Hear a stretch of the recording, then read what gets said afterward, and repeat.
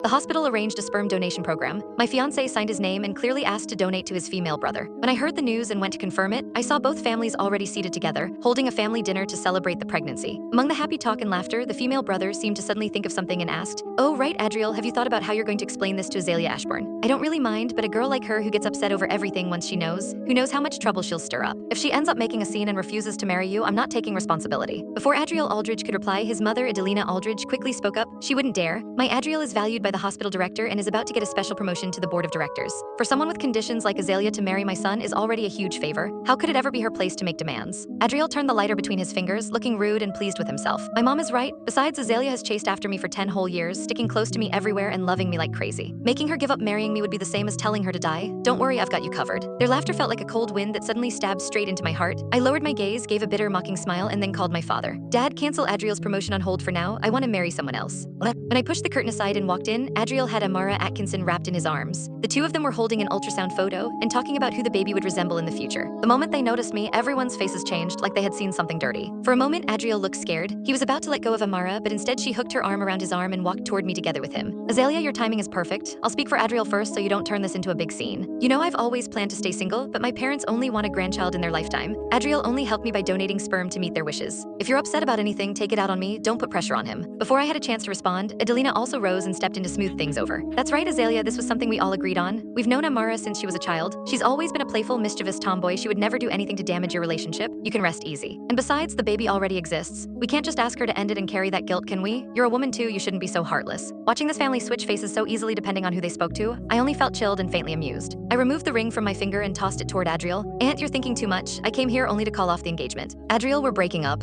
Adriel immediately put on that familiar look that said, "Here it goes again." That sounded reasonable enough. Ever since Amara returned to the country, I had mentioned breaking up at least 10 times. And every single time, I ended up being the one to calm myself down, then quietly go back to him again. He probably felt sure that after staying with him for 10 years, I wouldn't be able to find anyone better anymore. He pressed his fingers to his forehead. "Do you really need to cause trouble in front of my family? Azalea, if it weren't for me pushing for it, my parents wouldn't have even considered your background at all, not to mention agreed to let me marry you. Besides, there's nothing between Amara and me. What exactly are you making such a big deal over? Just this one thing that I don't want to see my husband having a child with another woman. If I went and had a child with another man too, would you accept that? How dare you?" Adriel's face changed right away. After a short pause, his tone softened again, sounding tired and helpless. "How could men and women ever be equal? Stop stirring things up, all right?" I no longer wanted to keep debating and turned around to walk away. Adriel reached out and tried to hold me back. With a loud crash, Adam Aldridge struck the table hard with his palm. "Go, let her leave. A woman living off my son is acting all proud now. Don't come back crying and begging later." Adriel truly listened this time and did not run after me. The cold wind on the road rushed straight toward me, just like that winter when I first fell for Adriel at a single glance. Back then, my closest friend warned me.